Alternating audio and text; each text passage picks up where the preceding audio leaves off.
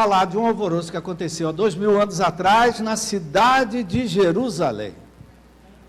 E vou fazer uma aplicação para nossas vidas, né? Porque o Evangelho é para a gente ler e aplicar ele nas nossas vidas. Então nós vamos voltar ao mesmo texto, onde eu parei semana passada, 28. Eu botei 10, está errado, Pablo, é 11. A partir do 11, que eu botei de cabeça. Semana passada nós falamos exatamente o que eu estava falando aqui agora, anteriormente. A reação das mulheres que foram ao sepulcro, Jesus falou com ela, falou com os discípulos, falou para ela falar com os discípulos, tudo o que aconteceu. E aí eu estou pegando o prosseguimento, a continuidade daquilo que a gente falou. Uma das maneiras, queridos, que a gente desenvolve a nossa salvação é pela palavra de Deus. Conhecereis a verdade? A verdade vai nos libertando, querido. A verdade vai nos esclarecendo as coisas. E assim nós crescemos em nossa salvação. E não ficamos esses crentes aí que qualquer coisa fica derrubado. Amém? Porque nós estamos alicerçados, radicados na salvação que Cristo Jesus ganhou para nós na cruz do Calvário. Amém? Então, em prosseguimento, né? O Jesus tinha dito para que as mulheres fossem procurar os discípulos, para eles irem para Galiléia. E aí no versículo 11 diz assim: enquanto elas iam, veja só que as mulheres não pararam para pensar. Eis que alguns da guarda foram à cidade e contaram aos principais sacerdotes tudo o que havia acontecido. Reunidos-se eles em conselho com os anciãos, deram grande soma de dinheiro vivo aos soldados, recomendando-lhes: digam isso, os discípulos dele vieram de noite, enquanto estávamos dormindo, e roubaram o corpo. E se isso chegar ao conhecimento do governador, nós o convenceremos e faremos com que vocês não tenham maiores preocupações. Porque, queridos, eles estavam de guarda. E como eles não cumpriram a guarda, se os governadores soubessem, eles iam ser executados. Os soldados receberam o dinheiro e fizeram como tinha sido instruído. E essa versão se espalhou entre os judeus até o dia de hoje. O dia de hoje é o dia em que o Evangelho foi escrito. Amém? Os 11 discípulos partiram para a Galiléia, para o monte que Jesus lhes havia designado. E quando viram Jesus, o adoraram. Mas alguns dos seus discípulos duvidaram. Jesus, aproximando-se, falou-lhes, dizendo: toda autoridade me foi dada no céu e na terra, portanto vão e façam discípulos de todas as nações, batizando-as em nome do Pai, do Filho e do Espírito Santo, ensinando-as a guardar todas as coisas que eu tenho ordenado a vocês. E eis que eu estou com vocês todos os dias até o fim dos tempos. Que Deus abençoe a leitura da palavra de Deus, Pai, que as escamas caiam dos nossos olhos. Livra-nos de uma dureza de coração. Livra-nos da incredulidade, que essa palavra encontre um terreno fértil na nossa vida e que ela venha frutificar e frutos de vida eterna. É o que nós pedimos e agradecemos no nome de Jesus. Amém. Como nós dizíamos agora mesmo, queridos, no momento do ofertório, às vezes as pessoas, diante dos fatos que acontecem, elas nos surpreendem. Até na nossa própria vida, na nossa família, daqueles que estão ao nosso redor, quando as coisas acontecem, tem pessoas que nos surpreendem. Por quê? Porque umas reagem diante de um fato de forma positiva, de forma com fé, confiante, com uma boa expectativa, vamos dizer assim, reage funcionalmente. mesmo diante de uma situação que veio de surpresa. Outras nos surpreendem porque elas são o oposto. Elas reagem às coisas de forma negativa. Elas reagem com incredulidade. Elas reagem com dúvidas. Elas reagem com dureza de coração. Elas reagem com desconfiança, com dúvidas.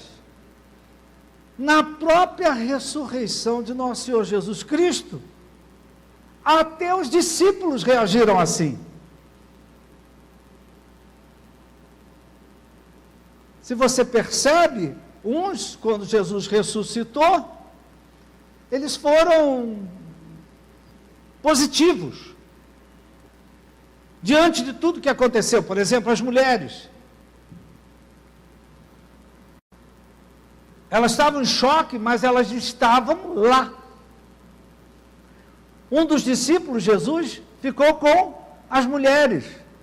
Não está escrito aqui, mas está nos outros evangelhos, que é o apóstolo João. Os outros, queridos, desapareceram, evadiram. Cada um tomou um rumo, uma direção. Então a gente vê que até no meio dos discípulos de Jesus, tem aqueles que reagiram com fé, com confiança, às vezes sem entender. Você entende tudo que acontece na tua vida? Nem tudo a gente entende. Mas a gente espera. Espera aí, eu não estou entendendo, mas vamos ver o que é que vai acontecer. Vamos ver. Uns reagem com fé, outros, queridos, reagem exatamente o contrário. Então, já trazendo essa palavra para a nossa vida, não é? O que é, como é que eu hoje estou reagindo diante aos fatos, as coisas que estão acontecendo, as coisas que eu estou vendo suceder na minha vida, na minha casa, na minha família, na minha vida financeira, no meu país. Como é que eu estou reagindo diante disso tudo? Eu estou tomando um caminho de fé, de confiança, de acreditar em Deus, saber que Deus é maior, que Ele está cuidando de tudo? Ou será que eu estou entrando por um caminho só de dúvida, de negativismo, de pessimismo, achando que não tem mais saída, que não tem mais solução? Por onde é que eu estou indo? Vocês estão aí? Amém, amém, queridos? Então a gente vê aqui, só seguir o texto como eu li.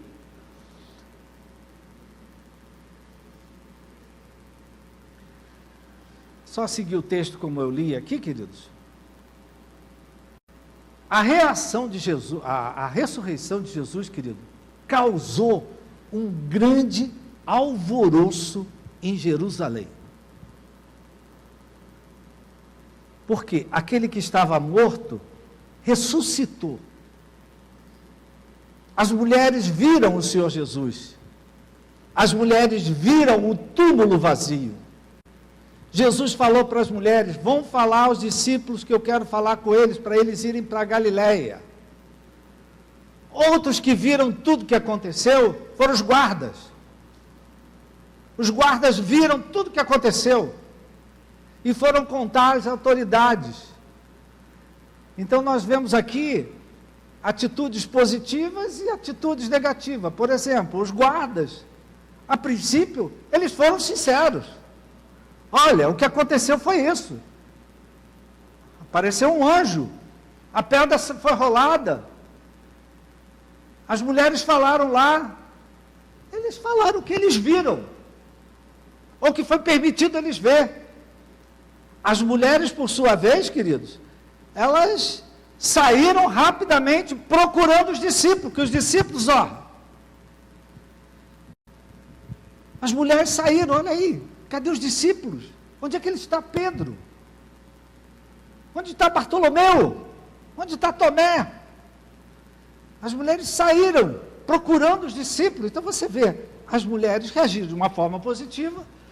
Os guardas, fazendo o que eles fizeram, eles também foram sinceros. Eles viram o que tinha acontecido. Mas a gente vê aqui uma terceira reação, né, querido? Como eu disse, a ressurreição de Jesus, querido, provocou um alvoroço em Jerusalém, porque Jesus estava vivo. Aquele que tinha sido morto, crucificado, sepultado, estava vivo. Amém, queridos? Estava vivo. Então isso provocou um alvoroço. Enquanto os soldados contaram o que viram, enquanto as mulheres saíram procurando os homens, os discípulos, porque todos eles fraquejaram nessa hora, cada um tomou um rumo, tomou uma direção, não ficaram ali, né? E as mulheres saíram atrás deles. Os grupos religiosos, eles conspiravam de que forma eles poderiam evitar que essa notícia de que Jesus estava vivo fosse divulgada. Eles não queriam que ninguém soubesse dessa verdade. Minha gente, Jesus estava vivo. Mas eles não queriam que ninguém soubesse que ele estava vivo. E eles tentaram apagar, esconder a verdade com dinheiro. O que é isso aqui, minha gente?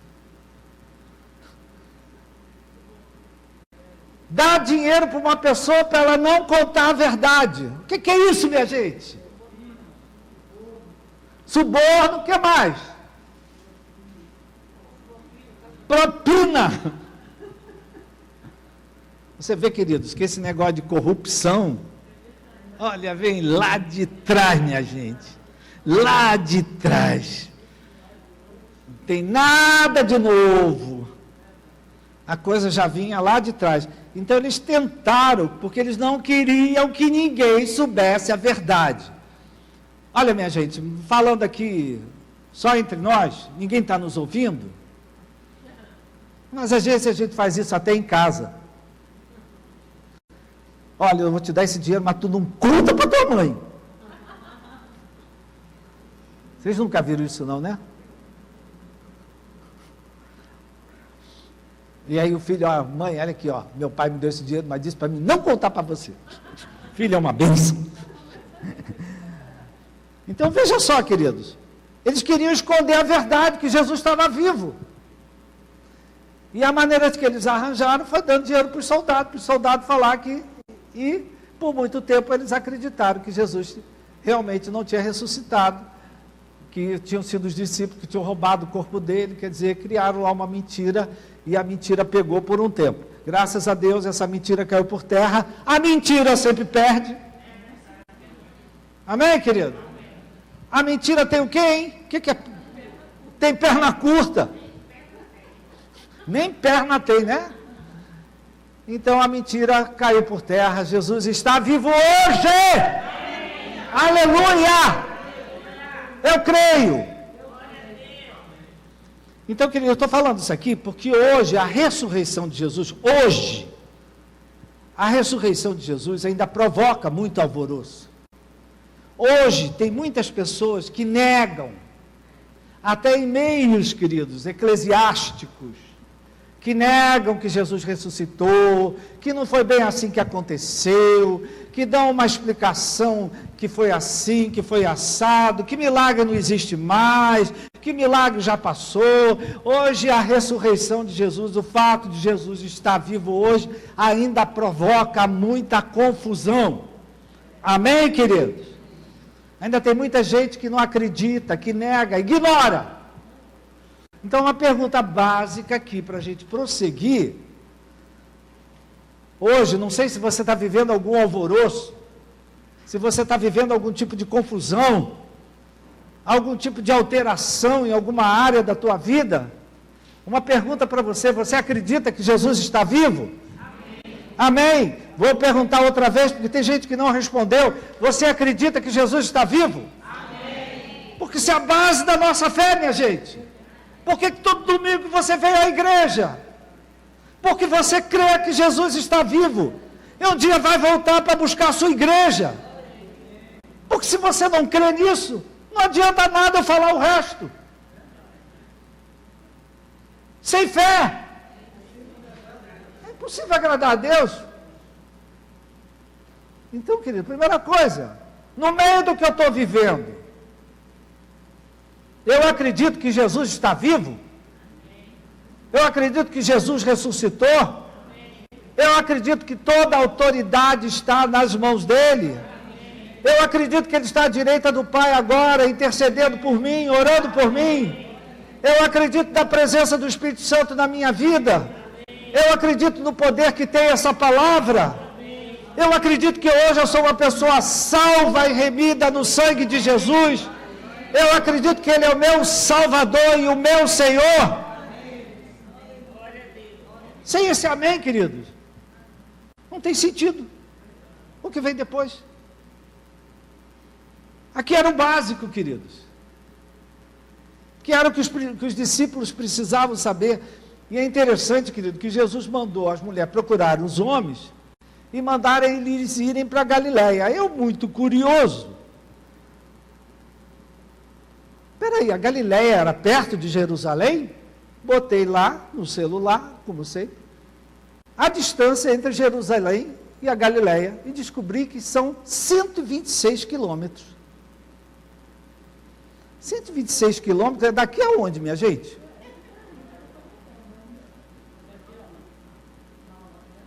É um bom caminho. Não tinha Uber, não tinha VLT. 126 quilômetros, querido. Jesus marcou um encontro com os seus discípulos a 126 quilômetros de Jerusalém. Às vezes, querido, para a gente manter a nossa fé, às vezes para você manter a sua fé, a sua confiança em Deus, você precisa se afastar de certos ambientes tóxicos, a sua fé.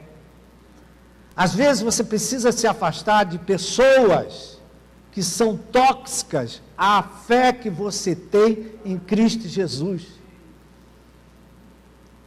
Às vezes, para Deus fazer o que Ele tem que fazer na nossa vida, Ele tem que nos tirar de um lugar e levar para outro, porque no lugar que a gente está, a gente não vai conseguir.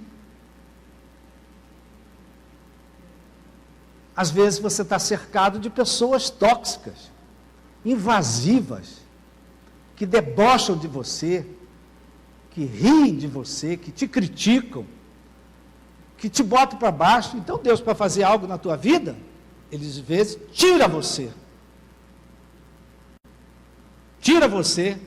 e leva para outro lugar, que foi o que aconteceu. Tudo na Bíblia, querido, tem uma razão de ser, tem uma justa razão. Basta que a gente reflita na palavra, medite na palavra. Por que Jesus quis encontrar com os discípulos a 126 quilômetros? 126 quilômetros, querido, é quase chegando, passa Petrópolis. Eu sei que Juiz de Fora é 180 quilômetros. Olha, gente, é um bom caminho. E esse povo foi o quê, queridos? A pé. Muitos dias para pensar, muitos dias para meditar, para ver se entende o que tinha acontecido. Tem coisas que acontecem na nossa vida, querido, que a gente não consegue entender na hora. A gente precisa de um tempo. Me dá um tempo para me digerir isso. Me dá um tempo para entender isso que está acontecendo. Amém, querido? Viu? Tem horas que você precisa sair de certos ambientes, tem que sair de perto de pessoas que são tóxicas, que te ferem, debocham da tua fé, riem de você.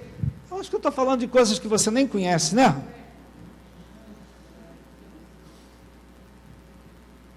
Graças a essas mulheres, os discípulos se reuniram e foram lá para o monte, porque nos outros evangelhos fala isso, e essa passagem que eu acabei de ler, queridos, está nos 4 evangelhos, e ainda tem uma confirmação no livro de Atos, eu vou falar mais para frente, não é? Então, eles foram lá para Galiléia, e você prestou atenção, eu tentei mostrar de bem maneira. Alguns, quando viram, adoraram ao Senhor Jesus, reagiram positivamente, reagiram com fé, reagiram com confiança, mas diz as palavras que alguns duvidaram, estavam pensando que aquilo ali era o quê? Que não era Jesus. Um deles foi quem, queridos? Que duvidou? Tomé.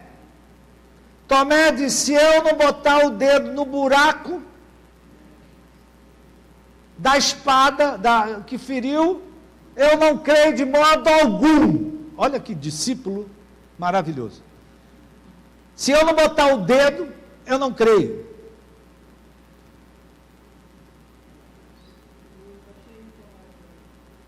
Antes lá em casa a gente estava numa conversa, né, falando de como é difícil para uma pessoa, quando morre alguém da família, e você não vê o sepultamento. Como é difícil você aceitar, porque você não vê. Ah, fulano morreu. Agora, quando você vê, você crê. Eu vi no caixão. Eu vi o sepultamento. Quando a pessoa não vê, o luto mais difícil, querido, é um luto sem corpo. Um corpo desaparece. Você já viu o sofrimento dessas pessoas aí atrás de filhos, atrás de parentes? Quer ver o corpo, quer ver o corpo. Por quê, queridos? Se não vê o corpo, não acredita. A pessoa fica esperando que qualquer hora a porta vai bater e quem morreu vai entrar. Antigamente, da minha geração, ninguém levava a criança para sepultamento. Você é da minha geração? Criança não entrava em sepultamento nenhum. Não, criança não pode ver. Hoje, aqueles que estudam e sabem mais do que nós, encorajam a levar as crianças para ver o que acontece. O que contavam para a gente? Ah, o vovô virou estrelinha. E o boboca ficava olhando para o céu, procurando as estrelinhas. Não, as crianças hoje, queridos, elas participam. É permitido. Porque para a evolução delas, para o crescimento delas, é melhor. Isso é trabalho científico, minha gente. Não é babababá. Trabalho científico. Se a criança diz: ah, eu quero ver o meu avô, deixa a criança ver. Vai ser melhor para ela. Se ela não quiser ver, ela não vê. Não é obrigado também não, né? Pegar a criança e levar: olha aqui, teu avô morreu. Não é obrigado. Mas se a criança, e criança é curiosa, então, porque você vê. Então, queridos, diz a palavra que alguns duvidaram. Um deles foi Tomé. Interessante você guardar isso, né? E diz no Evangelho de Marcos que Jesus censurou duramente a incredulidade deles e a dureza de coração diante de tudo que ele tinha falado. Porque ele avisou. Jesus censurou aos discípulos. No entanto, ele censurou, mas ele não abandonou esses discípulos que duvidaram. Ele não deixou para lá, ele não desistiu desses discípulos, querido. E aquilo que eu estava falando, Jesus também, ele sempre nos dá uma segunda oportunidade. Ele dá a oportunidade até para um discípulo que fraquejou. Ele dá a oportunidade até para um discípulo que não confessou a fé nele. Ele dá uma segunda oportunidade. Foi assim com Pedro, queridos. Foi assim com Paulo, queridos. Foi assim com a mulher adúltera. Ninguém te condenou, eu também não te condono. Vai, reconstrói a tua vida. Toma jeito na vida. Vive a vida de outra maneira. Amém? Ele não condenou, ele sempre deu uma segunda oportunidade. O filho pródigo é um exemplo disso, querido. gastou tudo, mas teve uma segunda oportunidade. Aí o Senhor Jesus diz, olha aqui, quando Deus fala, quando Jesus fala, Ele pede alguma coisa. Preste atenção que eu só vou ler a palavra de Deus. Toda autoridade me foi dada no céu e na terra.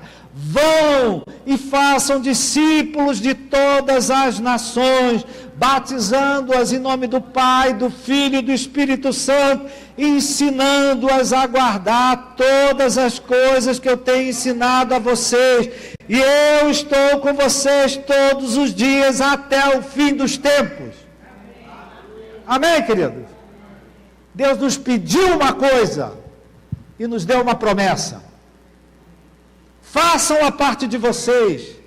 Façam discípulo. Está salvo, menino. Está salvo, menino. Salve outros. Leve a palavra de Deus a outros. Leva a palavra de Deus à tua família. Leva aos teus amigos. Leva, faça. Faça, porque eu vou estar com vocês até o final dos tempos. É o que eu estou. Então, querido, a gente vê aqui nesse texto, eu nunca tinha pregado sobre a grande comissão. Já perdi até os anos de ministério que eu fiz. Quantos anos eu fiz, Rafael, de ministério? 36. Nunca tinha pregado sobre a grande comissão.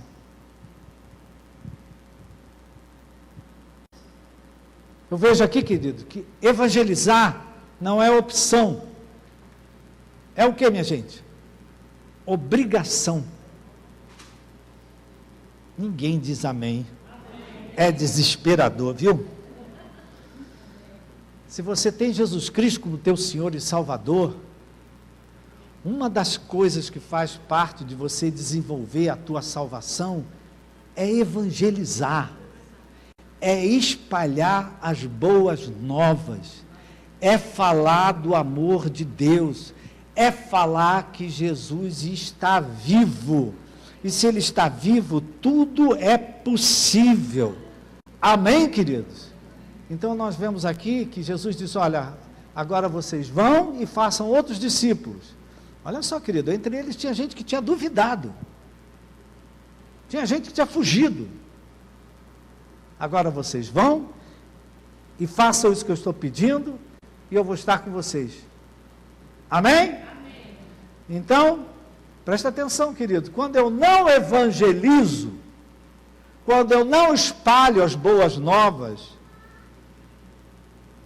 eu não estou cumprindo a finalidade da minha salvação, querido. Eu fui salvo para fazer isso. Eu não fui salvo só para frequentar uma igreja. Eu não fui salvo só para botar um negócio bíblico na porta da minha casa. Eu fui salvo para levar a salvação a outras pessoas. Eu fui salvo para espalhar o Evangelho. Eu fui salvo para falar do amor de Deus. Eu fui salvo para falar para o desesperado que ainda há uma saída em Deus. O homem faz planos, mas a resposta certa vem do Senhor. Eu fui salvo para dizer para uma pessoa desesperada que ainda um milagre pode acontecer, porque tudo é possível ao que crê. Amém, querido? Quando eu não faço isso, querido, a minha salvação, querido, está parada. A minha salvação é como aquele eletrodoméstico que você comprou, usou uma vez, depois botou lá num armário e nunca mais usou.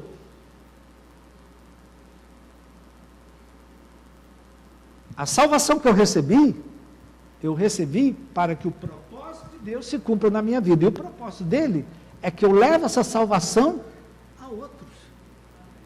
É que eu evangelize. É que eu fale do amor de Deus. Que eu espalhe as boas novas da salvação.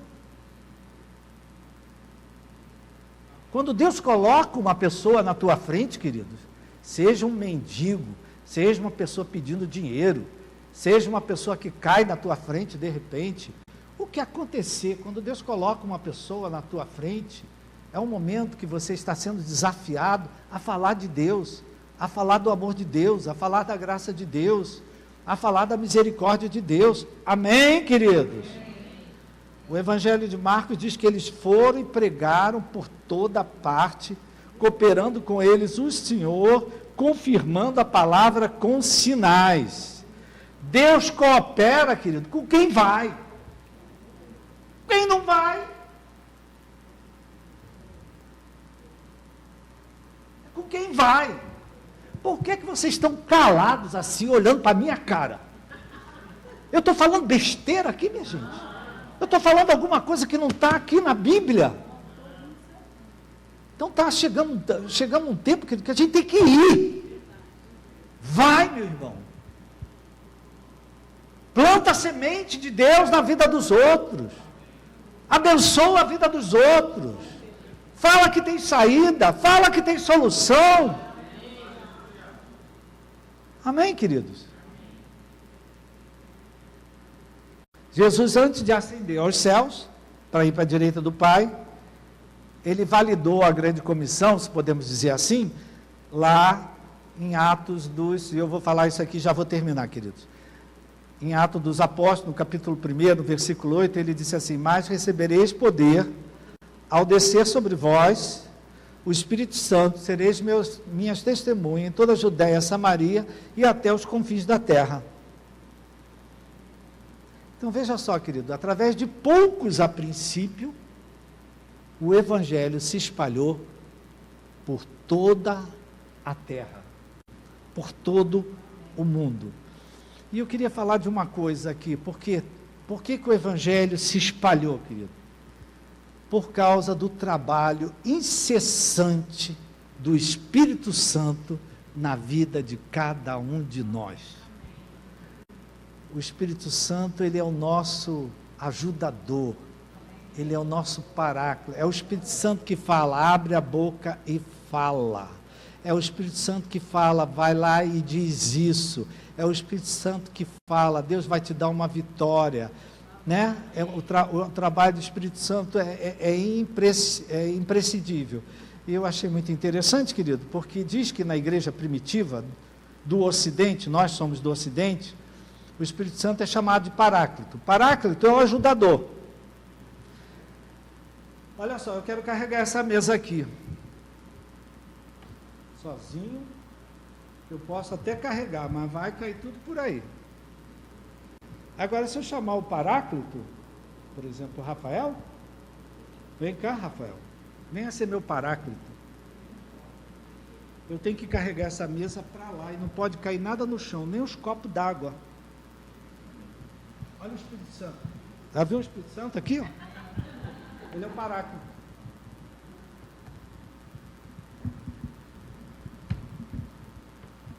Ele me ajudou. Sozinho eu faria isso, minha gente? Não, mas aí eu pego. Me ajuda, Espírito Santo.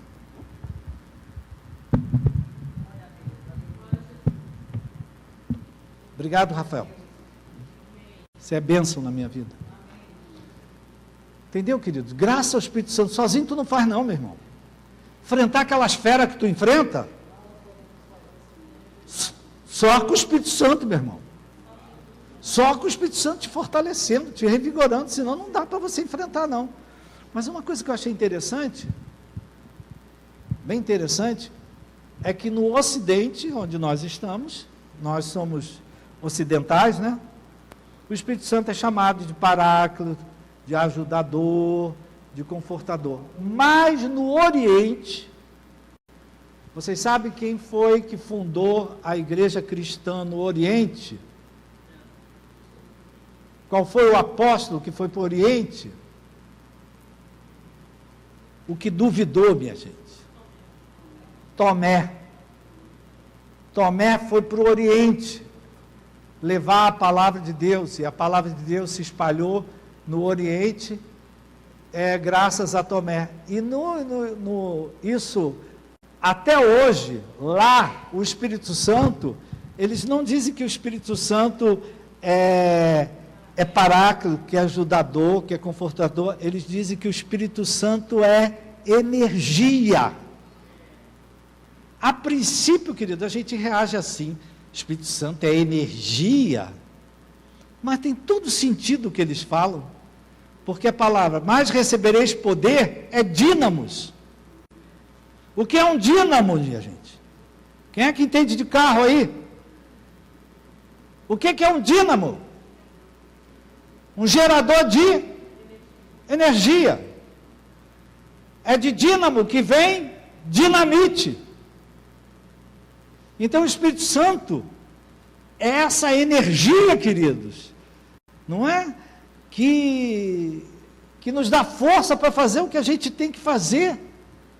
Quantas vezes, querido, nós necessitamos dessa energia do Espírito Santo para fazer o que a gente tem que fazer. Amém, queridos? Então hoje, domingo de missões, que a nossa oração, querido, é que Deus nos dê, espero que você entenda o que eu estou dizendo, esse dínamos, né? Essa dinamite, essa energia do Espírito Santo, para evangelizar. Eu preciso da energia do Espírito Santo em mim para evangelizar, para falar de Deus para as pessoas. Eu preciso dessa energia do Espírito Santo também, queridos. Quando a gente se sente fraco, quem é que aqui às vezes se sente fraco? Às vezes você se sente sozinho, não tem com ninguém com quem contar, eu estou sozinho nessa. É eu e Deus e eu. Nessa hora, querido, é hora da gente invocar a presença do Espírito Santo. Aliás, querido, é pedir a Jesus, porque quem dá o Espírito Santo é Jesus. Jesus é a fonte. É como se o Espírito Santo fosse a água, queridos. E Jesus é a fonte da água. Então não tem que ficar só falando Espírito Santo. Jesus, me dá mais da presença do Espírito Santo. Me enche com essa energia, com essa força, porque às vezes fica muito difícil, Pai, enfrentar. Às vezes eu fico cansado. Quem fica cansado aqui, querido? Fica frustrado, decepcionado. Essa é uma hora que você tem que parar. Jesus, eu preciso mais do Espírito Santo. Porque eu sou salvo. E sou salvo por um propósito. E sou salvo para fazer alguma coisa. Não sou salvo para ficar. Sou salvo para fazer alguma coisa. Mas tem hora que eu me sinto fraco diante do desafio. Essa é a hora que a gente tem que invocar quem, querido? A presença do Espírito Santo. Jesus, eu preciso mais do Espírito Santo. Então, querido, que Deus nos dê essa energia. Né? Que Deus dê cada dia mais energia ao pastor Luke. Daqui a pouco ele vai chegar aqui, para ele continuar fazendo o que ele está. Que Deus dê essa energia ao pastor Isaquiel. Quantas coisas ele passou lá no Peru e continua passando na Bolívia, na Amazônia. E que Deus dê energia. Que Deus dê energia a cada um de nós, queridos, para desenvolver a nossa salvação, porque eu fui salvo para um propósito. Repita isso para você mesmo. É você que precisa escutar isso. Eu fui salvo para um propósito de Deus. Amém? Pode dar uma salva de palmas ao Senhor? Louvado seja Deus. Vamos ficar de pé. Já passei até da hora.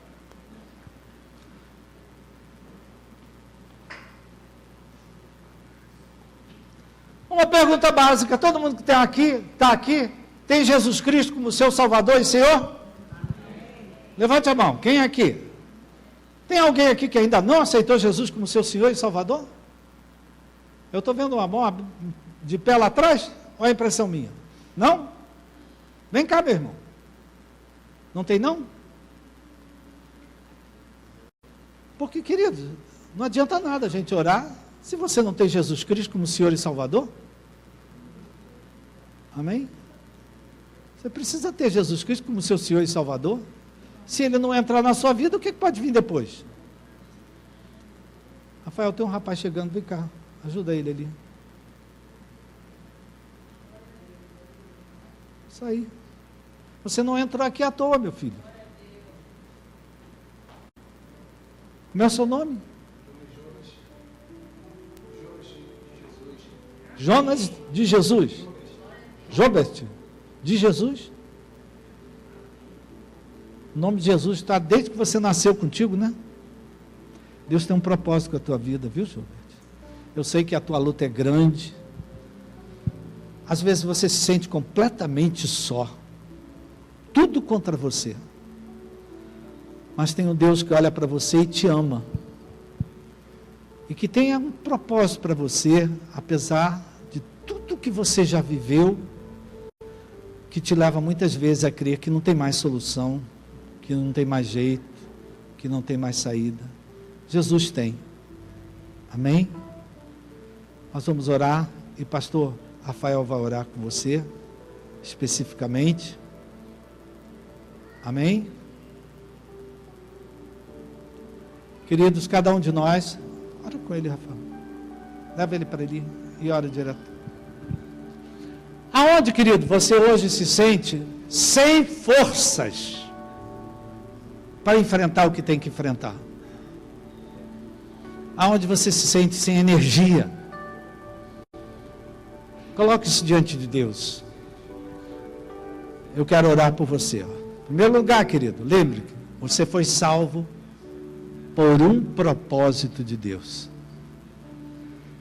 E quem nos dá a força, o vigor, a energia, é a presença do Espírito Santo na nossa vida. Então, meu Pai, eu coloco desde já a vida do Gilbert, que está aqui, e coloco a vida de cada um de nós. Alguns de nós hoje, talvez, Pai, estejamos nos sentindo sozinhos. Talvez alguns de nós estamos se sentindo fracos, decepcionados, frustrados, mas nós temos um Senhor e Salvador, Jesus Cristo. E Ele tem a provisão do Espírito Santo, e é o Espírito Santo que nos levanta, é o Espírito Santo que nos revigora, é o Espírito Santo que nos restaura. Meu Pai, que Teu Santo Espírito complete a obra na vida do meu irmão. E que o meu irmão saia daqui hoje com uma outra consciência. Eu não fui salvo só para ir à igreja. Eu fui salvo para levar o amor de Deus por onde eu for. Eu fui salvo para levar a graça de Deus por onde eu for. Eu fui salvo para levar outras vidas também à salvação. Abençoa, Pai. Talvez alguns aqui estão com uma necessidade muito específica nessa manhã. Supre a necessidade do meu irmão. Sim. E que ele veja. Diz que os discípulos pregaram e o Senhor cooperou com sinais. Dá um sinal na vida do meu irmão, Pai. Dá um sinal na vida da minha irmã, que o Senhor está com ela. Muito obrigado, Pai, pela fé. Nós já te agradecemos no nome de Jesus. Amém. Uma salva de palmas ao Senhor.